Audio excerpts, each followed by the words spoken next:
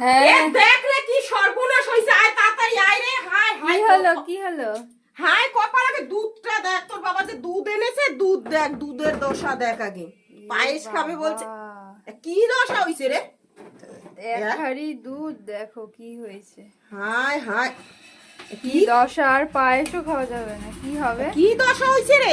পুরো কেটে গেছে, ধরনি কই, ছানা হয়ে গেছে, ছানা। ছানা খেতে পারবি কি আদেও? এক দেখো অবস্থা, এক হাঁড়ি।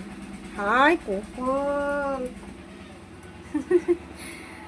সত্যি দুঃখ লাগছে দেখে যে এক হাঁড়ি দুধ, পুরো অবস্থা খারাপ। কি আর করা যাবে, দেখবে খেয়ে যদি ভালো থাকে তাহলে ছানা ঠানা করে নিতে হবে। পায়েসটা খাবি কি দিয়ে?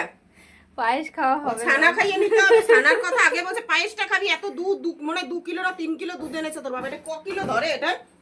আমি মনে হয় তো 3 কিলো। দেখো কত খানি।